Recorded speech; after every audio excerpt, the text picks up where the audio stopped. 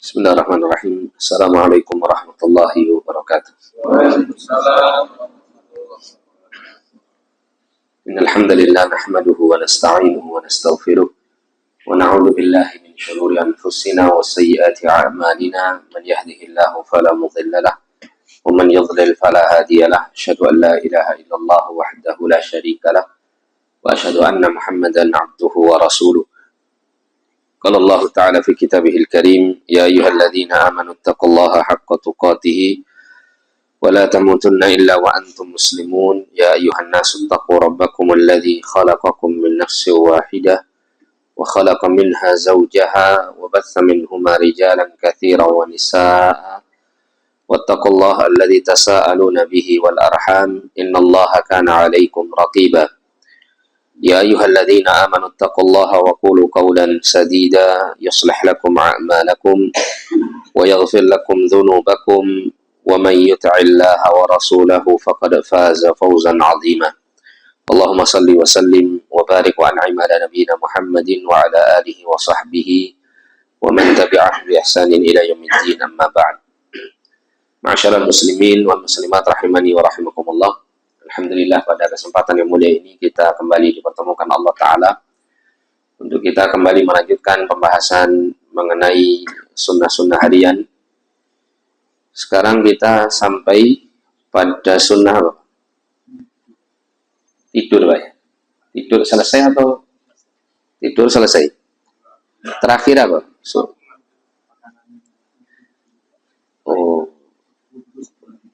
Iya, wudhu sebelum tidur terakhir.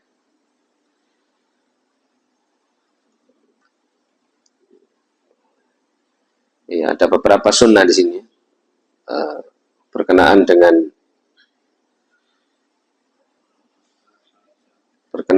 sebelum tidur. Sebentar.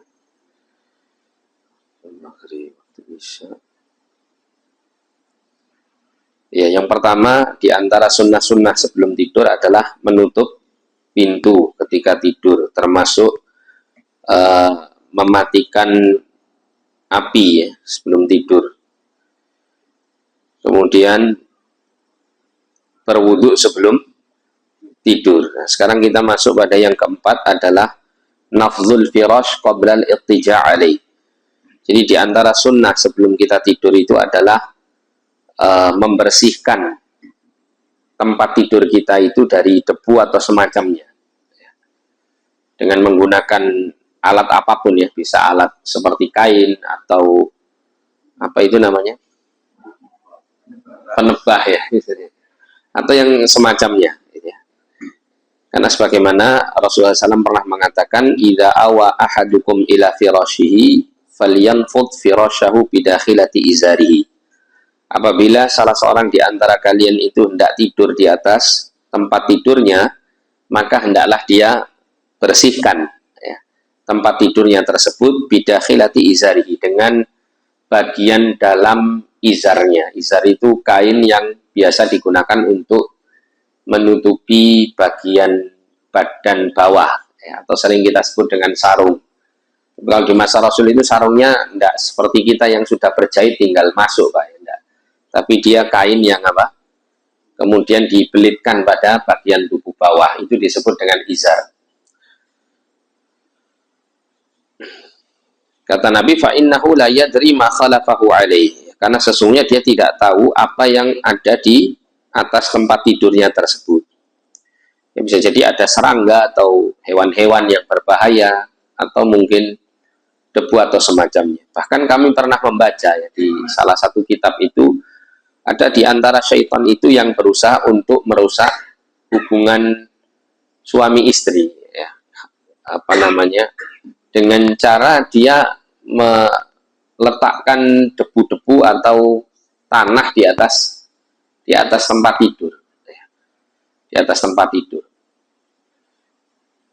dengan tujuan agar supaya seorang suami itu merasa jengkel kepada istrinya karena mungkin istrinya tidak memperhatikan kebersihan tempat tidurnya, padahal bisa jadi di waktu sebelumnya istrinya sudah membersihkannya ya, sehingga ketika hendak tidur maka lebih baik untuk apa? Melakukan sunnah ini, untuk dibersihkan. ya, agar supaya tempat tidur dalam keadaan bersih, ya, tidak ada hal-hal yang dikhawatirkan dari hewan-hewan yang berbahaya atau yang berkenaan dengan, ya, kenyamanan untuk tidur.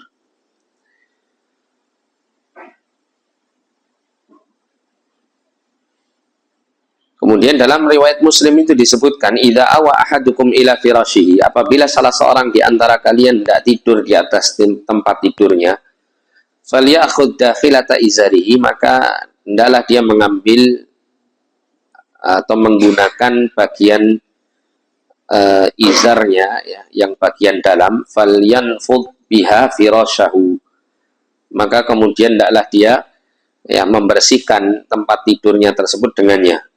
Wal yusammillah, dan hendaklah dia mengucapkan bismillah, ya, mengucapkan bismillah.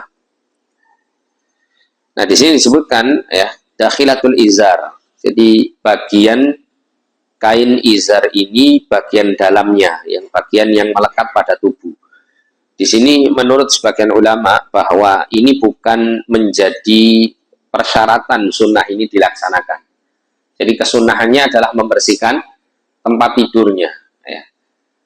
Sehingga boleh dengan menggunakan alat yang lain, misalnya kain yang lain atau penebah tadi atau semacamnya. Yang penting tujuannya tercapai, yaitu apa? Membersihkan bagian tempat tidurnya.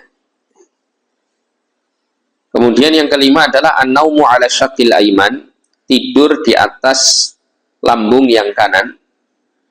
Wad'u yadihi al-yumna tahta al-khaddil aiman.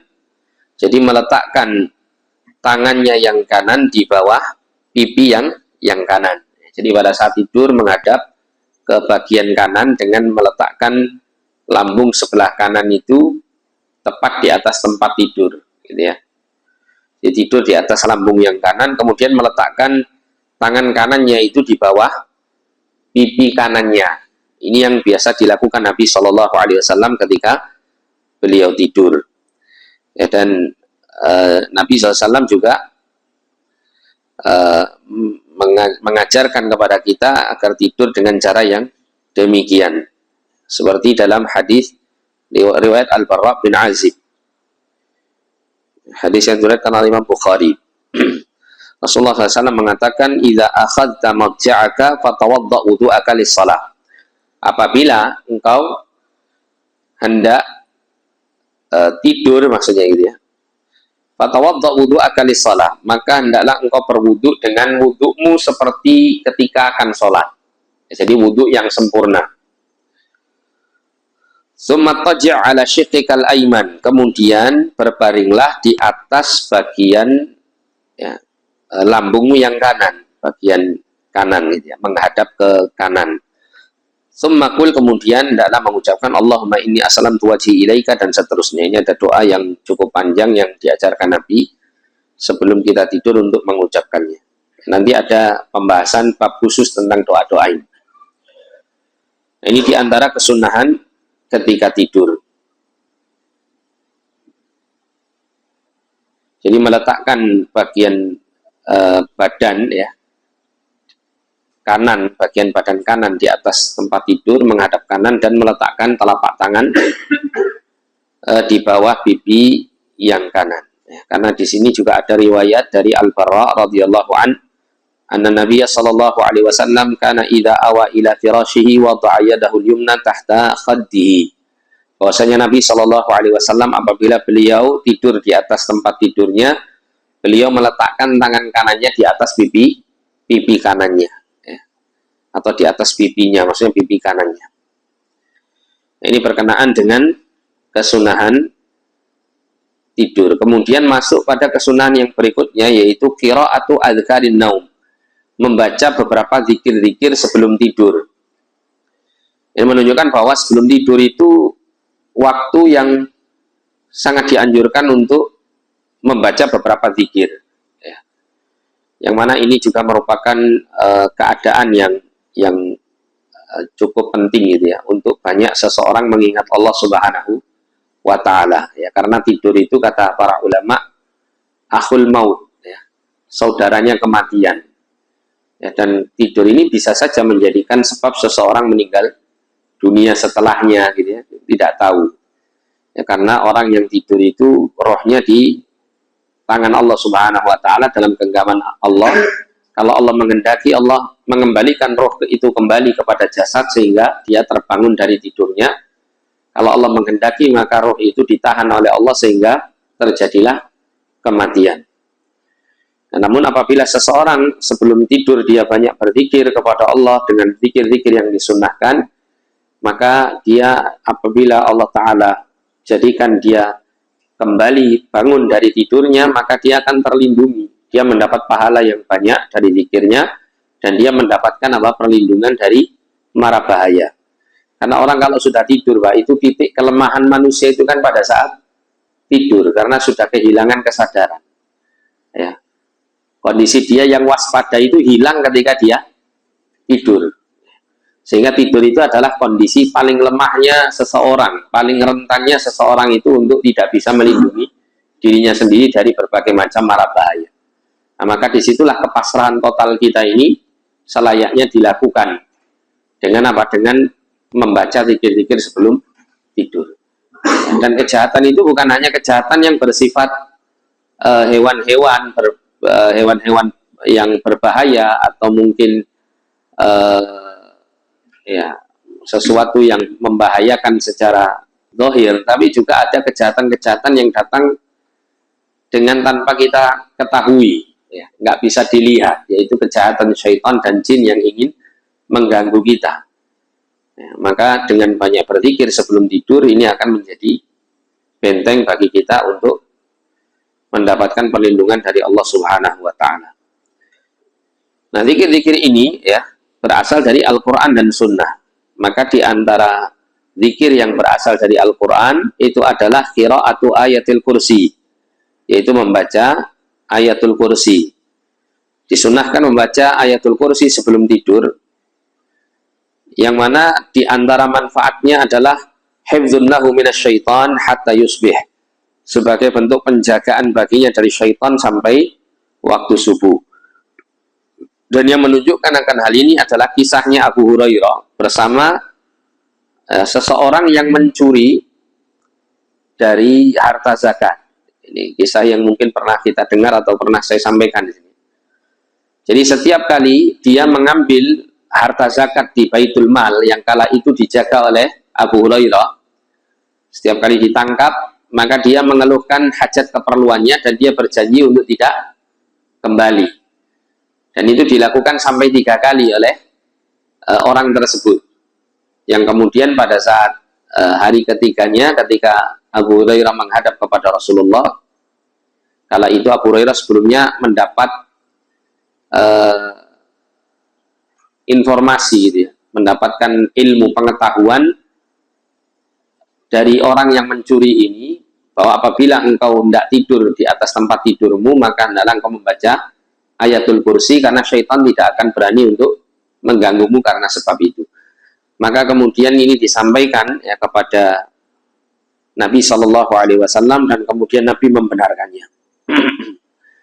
Ini ada cerita hadisnya cukup panjang. Cuman di sini pada akhirnya orang yang sebetulnya adalah jelmaan jin ini, dia mengajari Abu Hurairah radhiyallahu anhu untuk membaca ayatul kursi ketika hendak tidur.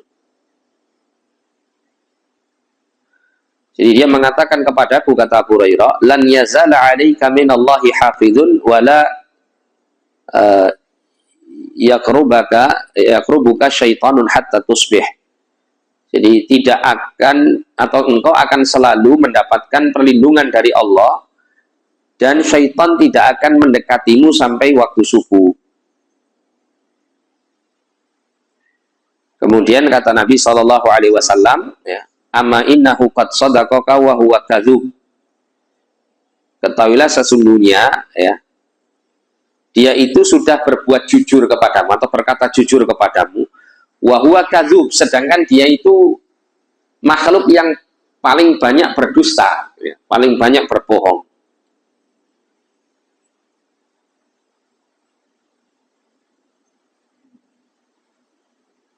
Kemudian Nabi mengatakan, ta'lamu man tukhatibu mundzu salasi layalin ya Aba Hurairah. Tahukah kamu siapa orang yang mengajak kamu bicara selama 3 hari atau 3 malam tersebut?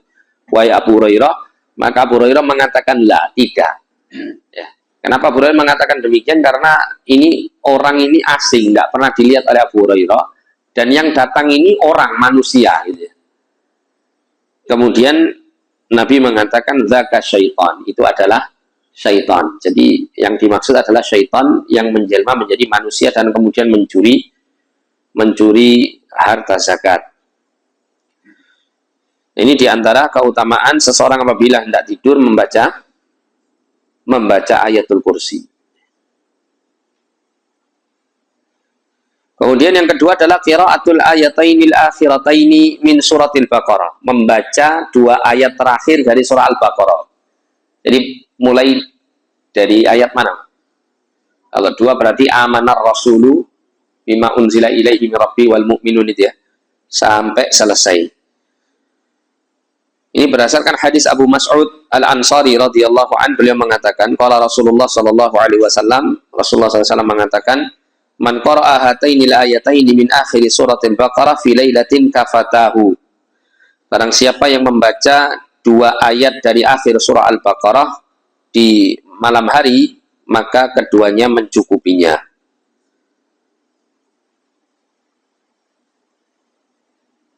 Kemudian ya penulis kitab menyebutkan begini, wal ayatani min akhir suratil Baqarah laisata min adhkari naumi ala wajhil khusus.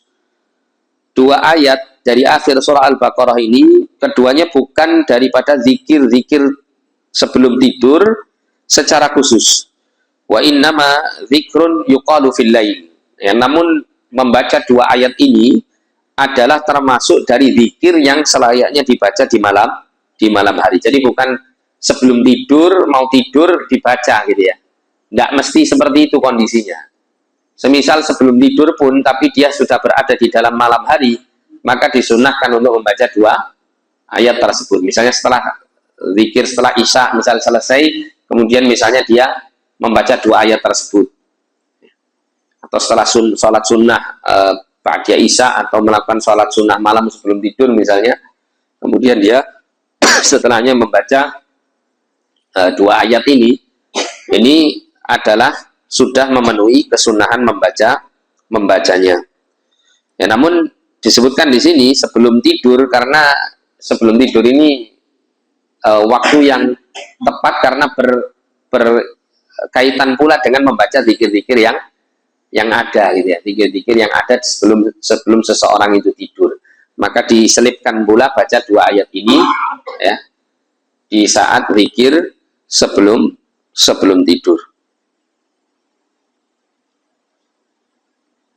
Sehingga dikatakan di sini faman lam yaqra'u ma bil lail, apabila seseorang tidak membaca 2 ayat ini di malam hari, wa tadzakkar dzalika 'inda naumihi, dan ketika dia mengingatnya pada saat hendak tidur, falyaqra'huma hina idzin, maka hendaklah dia membaca kedua ayat tersebut pada saat sebelum tidur itu.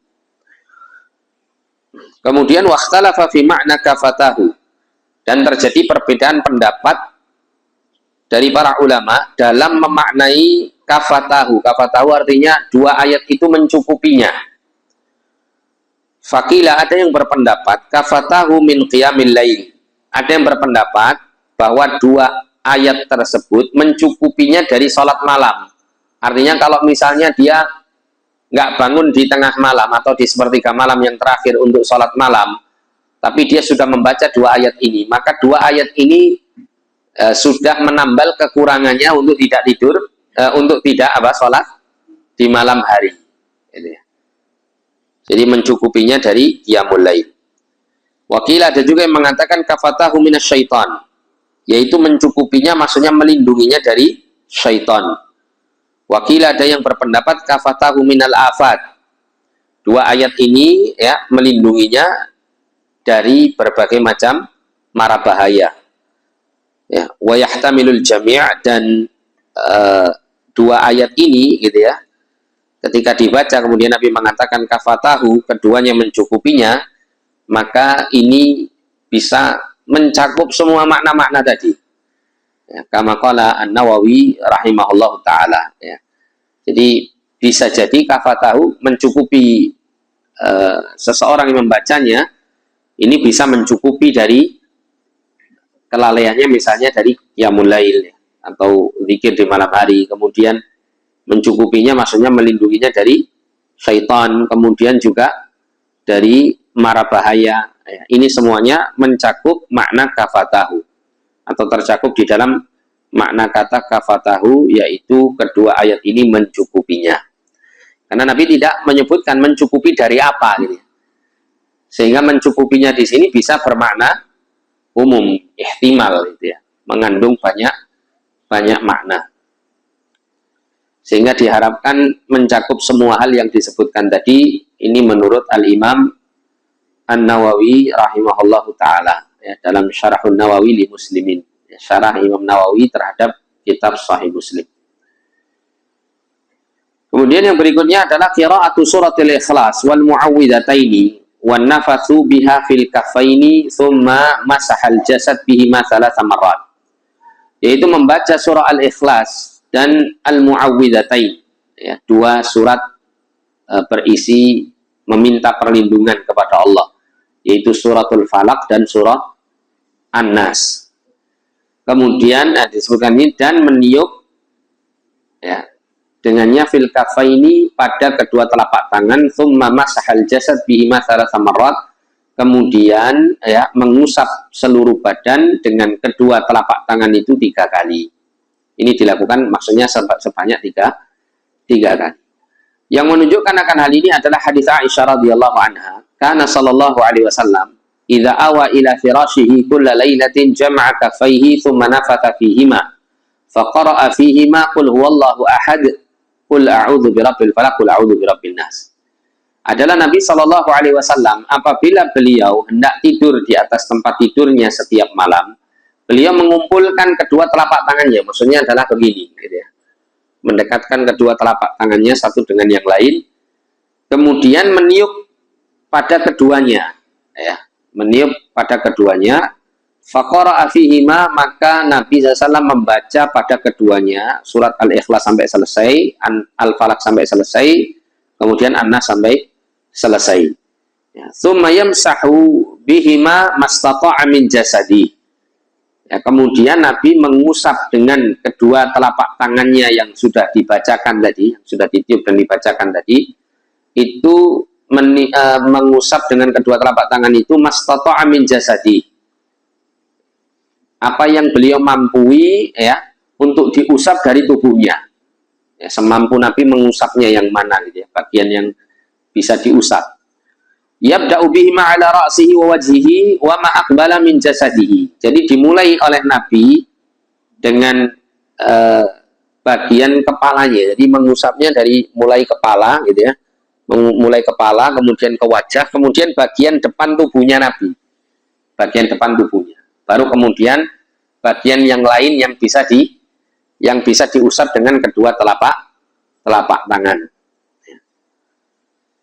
Ya fa'alu dzalika thalatha marrat. Nabi melakukan hal itu 3 kali. Maksudnya 3 kali itu diulang 1 kali, diulang lagi 2 kali, 3 kali, gitu ya.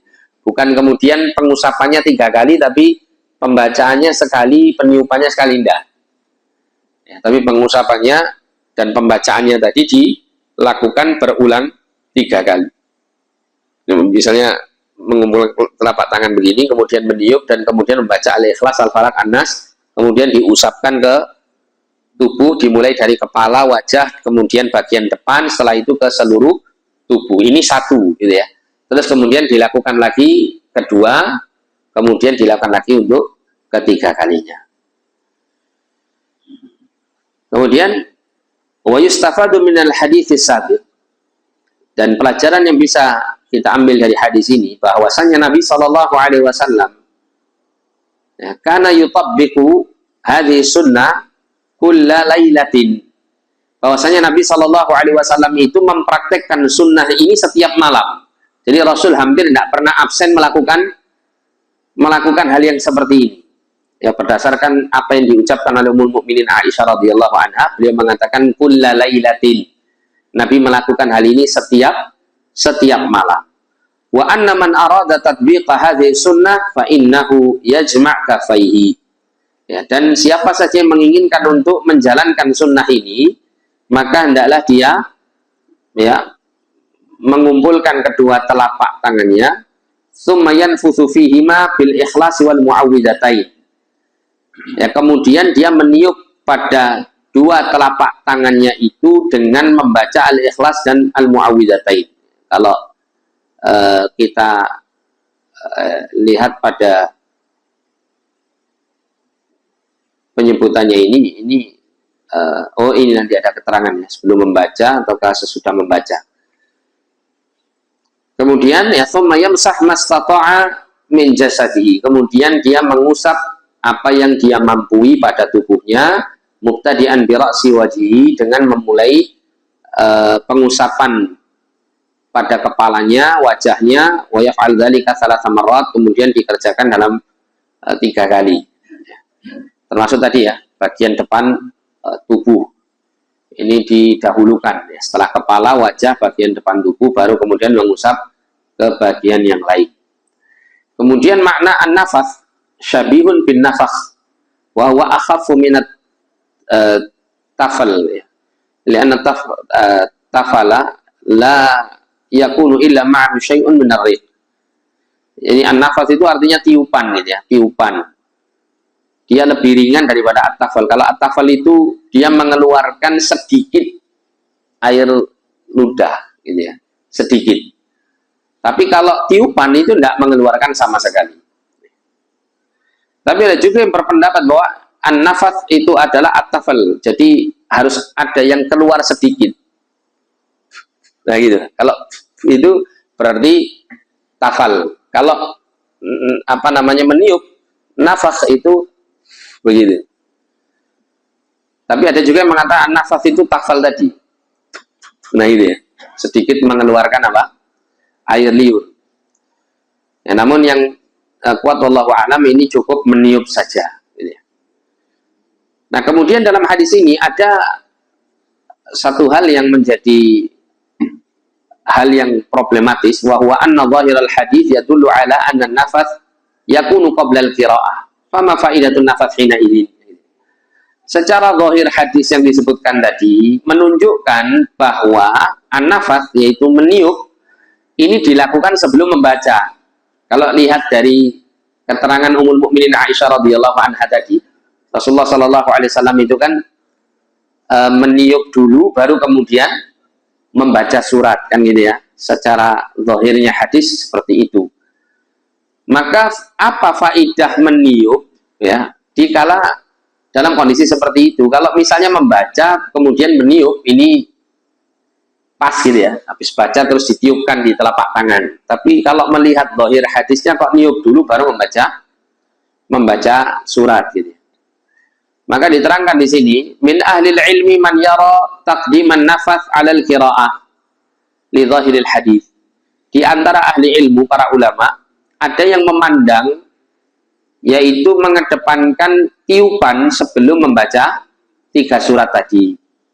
Sesuai dengan zahir hadis tersebut.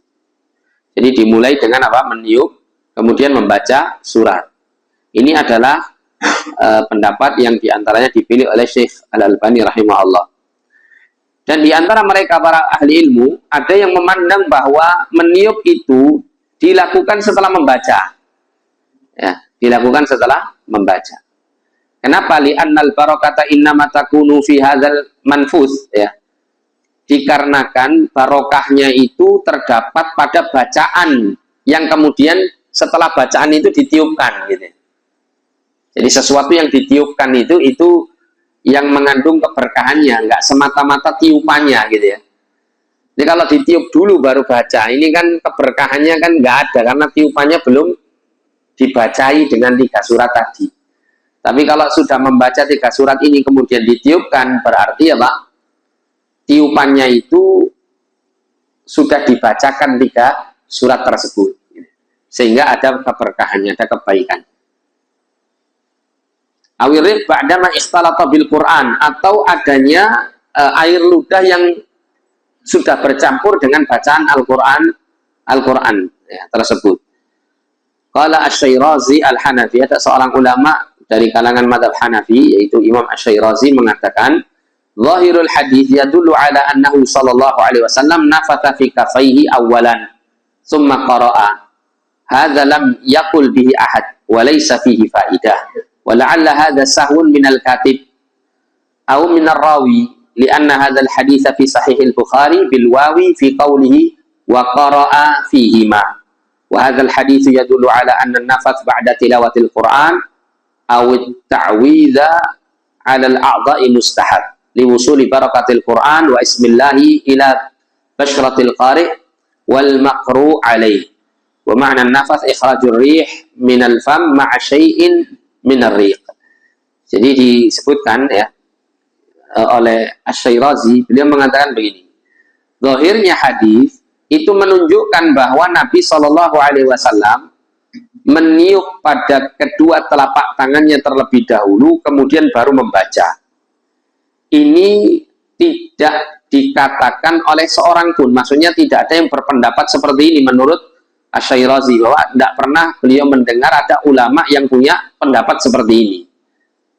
Ya, artinya tidak berpendapat seperti zahirnya hadis. Nanti ada alasannya kenapa seperti itu gitu ya.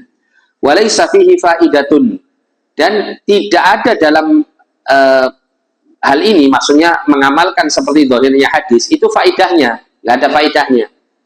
Kenapa? Wala'alla hadza sahwun minal katib, bisa jadi kesalahan pada penyebutan zahir hadis itu yang harusnya itu adalah membaca dulu baru meniup, ini adalah kelalaian dari penulis hadis atau dari seorang rawi yang meriwayatkan hadis itu. Jadi yang lebih tepat menurut Asy-Syairazi adalah membaca dulu baru meniup. Sedangkan zahir hadisnya ini ada kesalahan redaksional gitu ya, dari sisi penulisan atau periwayatan hadis tersebut oleh seorang perawi. Karena hadis ini dalam Sahih Al-Bukhari itu disebut dengan huruf wawu ya, pada sabda Nabi wa qara'a fihima, dan membaca pada kedua telapak tangannya gitu. Dan hadis ini menunjukkan bahwa an-nafath ba'da tilawatil Quran ya.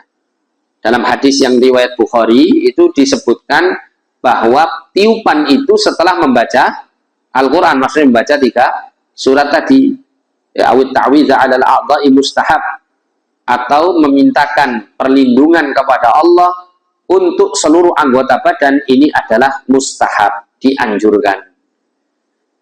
Liwusuli barakatil Quran wasmillahi ila basyaratil qari' ya, karena adanya ketersampaian keberkatan bacaan Quran dan penyebutan nama Allah kepada kulit orang yang membaca ya, wal makru' alaih, dan apa yang dibacakan atasnya, yaitu apa?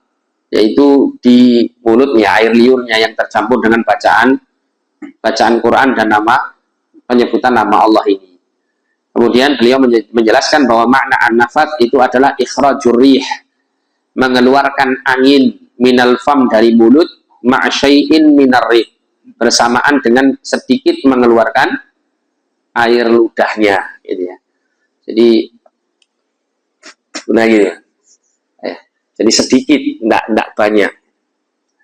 Ini menurut Asy-Syairazi demikian. Nah, kemudian penulis kita mengatakan wal bad'u bil qira'ati tsumma an-nafath, memulai dengan membaca kemudian meniup, ini adalah ikhtiar Syekhina Ibnu Utsaimin rahimahullah taala. Jadi ini merupakan pendapat yang dipilih oleh guru kami, guru penulis kitab yang bernama Syekh Muhammad bin Shalih Al-Utsaimin rahimahullah taala. Wa dzakara taujihan akhar wa huwa, dan beliau menyebutkan tentang alasan yang lain kenapa kok meniup dulu baru membaca. Alasannya adalah anna tsumma, bahwasanya kata tsumma kemudian itu la taqtadit tartib ahyanan ya, terkadang tidak menunjukkan adanya tartib, tidak menunjukkan adanya tertib, maksudnya tidak menunjukkan adanya apa? Urutan. Ya, jadi Syekh Ibnu Utsaimin memilih baca dulu, baru kemudian ditiup, gitu ya. Beda dengan yang Syekh Al-Albani tadi, meniup dulu baru membaca seperti zahirnya hadis. Tapi kata Syekh Ibnu Utsaimin, ini kalimat summa yang ada dalam hadis tadi kemudian ya meniup kemudian membaca, ini tidak menunjukkan, kan di sini kalimat summa nafatha fihima, kemudian meniup pada kedua telapak tangan, faqara'a fihima, maka membaca pada keduanya, kedua telapak tangan itu. Ya, ini summa, kata summa kemudian ini tidak menunjukkan arti tartib. Tartib itu artinya harus urut gitu ya. Tidak mesti urut, kadang-kadang. Faqala rahimahullah, maka beliau Syekh mengatakan wa dhahiruhu annahu yaqra' marratan tsumma yamsah tsumma yaqra' tsumma yamsah. Ya, bahkan beliau menyebutkan gini. Zahirnya hadis itu justru dimaknai begini, bahwasanya orang yang hendak tidur itu baca sekali kemudian ditiup, ya, tsumma yamsah, kemudian mengusapkan. Ya, maksudnya tadi membaca 3 surat tadi ya. Tsumma yaqra' tsumma yamsah kulla wahidatin lihaliha. Qul wallahu ahad, qul a'udzu birabbil falaq, qul a'udzu birabbin nas. Ya, jami'an. Tsumma yamsah tsumma yu'iduha jami'an tsumma yamsah. Hadza nasul hadis. Oh ya, sama ini dengan yang disebutkan dalam hadis. Jadi baca dulu kemudian apa? Ditiupkan, kemudian diusapkan ya. Baca lagi 3 surat tadi, ditiupkan, kemudian diusapkan. Ini diulang sampai 3 kali. Walladzi yadhhar wallahu a'lam anna nafas ba'da al-qira'ah wa thumma ahyanan la taqtadi tartib.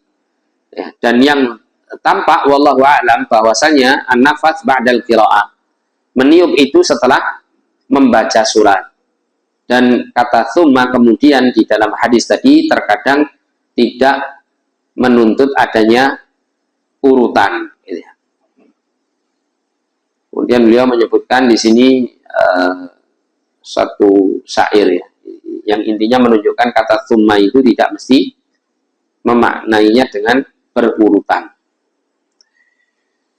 Nah, hikmah dari hal itu, kata penulis, anna hadzal riq alladhi ikhtalata bil qira'ah huwa alladhi takunu fihi al barakah. Bahwasanya ludah yang bercampur dengan bacaan Al-Qur'an ini ada padanya keberkahan. Wa dhahir anna al-masha yakunu min fawqi thiyab, dan ya, zahir dari hadis tadi menunjukkan bahwa pengusapan itu di atas pakaian. Jadi tidak harus melepas pakaian kemudian langsung apa? Diusapkan pada kulit, enggak. Tapi meskipun diusapkan pada badan yang tertutup pakaian, ini yang justru diamalkan oleh Nabi Shallallahu Alaihi Wasallam, gitu ya. Sehingga tidak harus untuk melepas pakaian untuk supaya keberkatan bacaan Qur'annya tadi itu melekat pada kulit secara langsung. Ini tidak mesti seperti ini. Wa rubbama yashhadu lidzalika riwayat al-Bukhari al-ukhra qalat Aisyah radhiyallahu anha kana Rasulullah sallallahu alaihi wasallam idza awa ila firashihi nafatha fi kaffaihi bi qul wallahu ahad wa bil mu'awwidhataini jami'an thumma yamsahu bihi ma wajhahu wa ma balagat yadahu min jasadi. Qalat Aisyah falamma ishtaka kana ya'muruni an af'ala dzalik. Jadi Ummul Mukminin Aisyah menceritakan adalah Rasulullah sallallahu alaihi wasallam apabila beliau hendak tidur ya. Ini awa ila firashi, ini maksudnya tidur malam hari ya, seperti yang hadis riwayat yang lain tadi menyebutkan kulla lailatin, setiap malam ini. Yaitu dengan beliau meniup pada telapak tangannya dengan membaca qul huwallahu ahad dan 2 surat ya, yaitu al-falaq dan an-nas ya, jami'an semuanya. Tsumma yamsahu bihi ma wajhahu wa ma balagat yadahu min jasadihi. Kemudian beliau mengusap ya, dengan keduanya wajahnya dan apa yang bisa diusap oleh kedua tangannya dari jasadnya, dari badannya.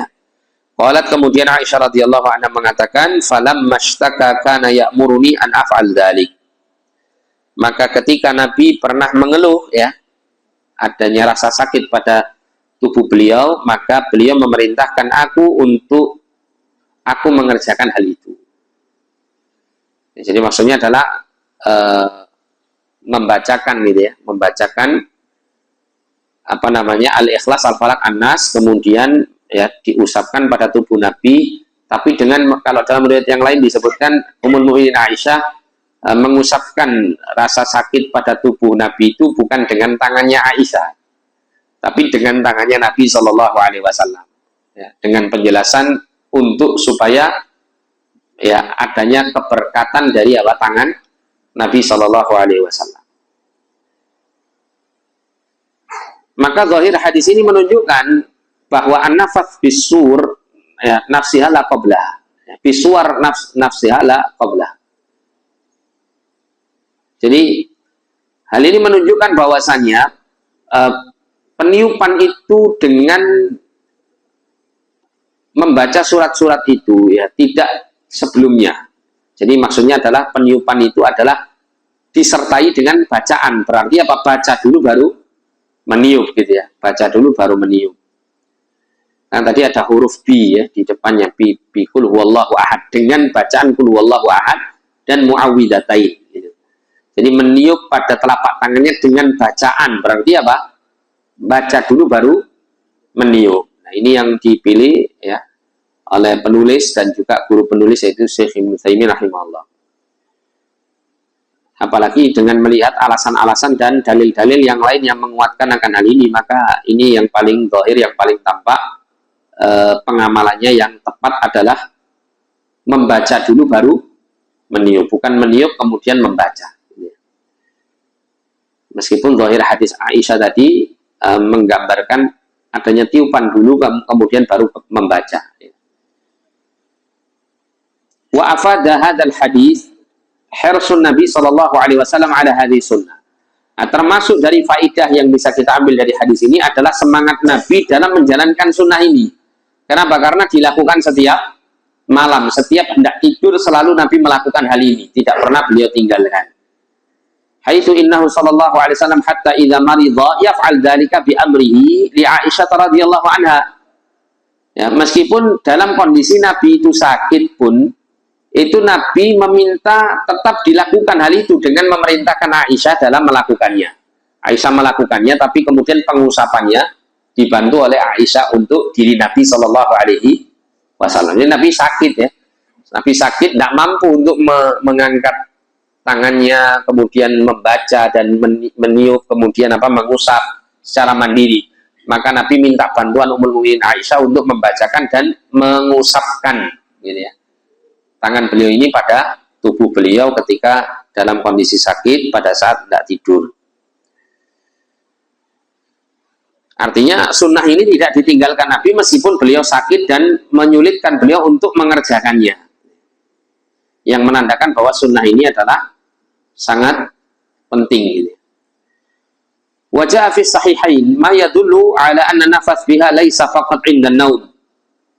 Terdapat juga dalam as-sahihain Sahih Bukhari dan Muslim yang menunjukkan bahwa peniupan semacam ini itu tidak harus hanya ketika hendak tidur. Wa innama aidan idza ishtaka waja'an. Ya, dan juga boleh dilakukan ketika seseorang itu merasa sakit. Ya. Jadi kalau misal sakit, ya maka bisa mengamalkan cara seperti ini untuk meruqyah diri sendiri, gitu ya, untuk meruqyah diri sendiri.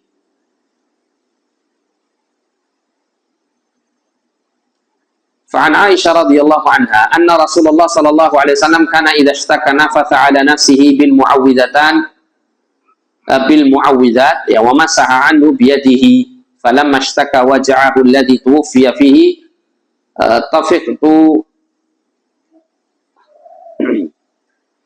طفقت أنفث على نفسه بالمعوذات التي كان ينفث وأمسح بيد النبي صلى الله عليه وسلم عنه.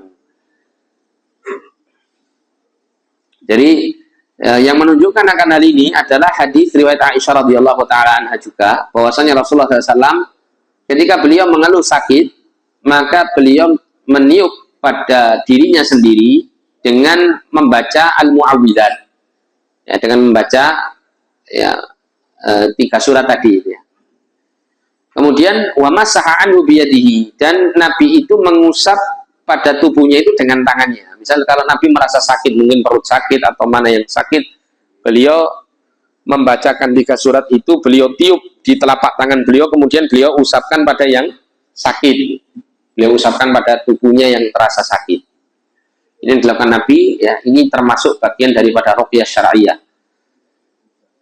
Kemudian apabila sakit, fala mashtaka waja'u alladhi tuwfiya fihi, ya, maka ketika, kata Ummul Mukminin Aisyah, beliau mengeluhkan rasa sakit yang menjadikan beliau kemudian meninggal dunia, maka tafiqtu anfusu ala nafsihi bil muawwidzat, ya, maka beliau itu, ya, Ummul Mukminin Aisyah, kata beliau, aku meniup pada tubuh Nabi dengan membaca Al-Ikhlas, Al-Falaq, An-Nas. Jadi yang meruqyah siapa?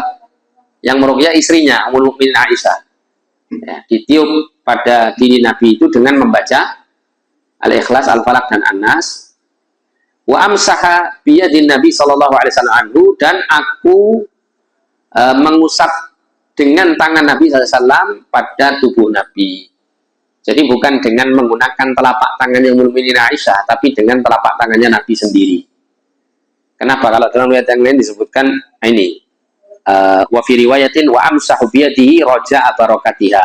Dan aku mengusap dengan tangan beliau sendiri pada tubuh beliau itu dengan harapan keberkahan dari tangannya. Ya, karena Nabi SAW itu, ya, diberkahi oleh Allah SWT fisiknya. Ya.